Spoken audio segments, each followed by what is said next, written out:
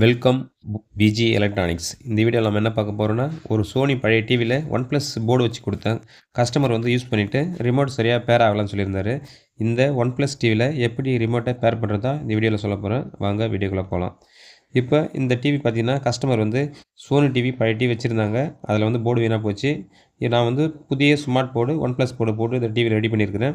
இதில் sub woofer sound எல்லாம் பார்த்தீங்கன்னா, கீழே வந்து இருந்தால் சரியாக வராதுன்னு சொல்லிட்டு அவங்களுக்கு மேல் நோக்கி வேணும்னு கேட்டிருந்தாங்க. அதனால் டிவி வந்து போர்டில் பார்த்தீங்கன்னா, ஸ்க்ரீன் மிரர் பண்ணி தலைகீழ வச்சுருக்கிறேன்.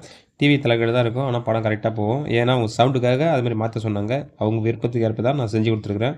இப்போ இந்த டிவியில் பார்த்தீங்கன்னா, நம்ம வந்து ஒரு யூடியூப் பார்க்கும்போது வாய்ஸ் கமாண்ட் ஒர்க் ஆகாது. அதுக்கு நம்ம என்ன பண்ணணும்னா, கீழே பார்த்தீங்கன்னா கூகுள் அசிஸ்டன்ட்னு ஒரு பட்டன் இருக்கும். அந்த பட்டனை நம்ம ப்ரெஸ் பண்ண உடனே சர்ச்சிங் காமிக்கும். அதாவது எப்படின்னா, ரிமோட் ஒர்க் ஆகும். ஆனால் ரிமோட்டில் இருக்கிற ஒய்ஃபை ப்ளூடூத் வந்து கனெக்ட் ஆகாது.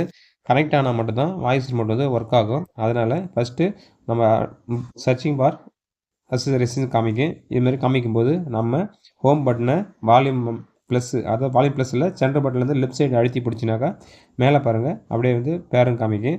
உடனே ஆகிடாது, கொஞ்சம் டைம் எடுக்கும். அப்புறம் இந்த டிவியில் பார்த்தீங்கன்னா, மொபைல் எப்படி கனெக்ட் பண்ணுறது, நெட் கனெக்ஷன் எப்படி கனெக்ட் பண்ணுறதுன்னு உங்களுக்கு எதாவது தேவைப்படுதுன்னா கமெண்ட்டில் சொல்லுங்கள். அடுத்த வீடியோ போடுறேன். நன்றி.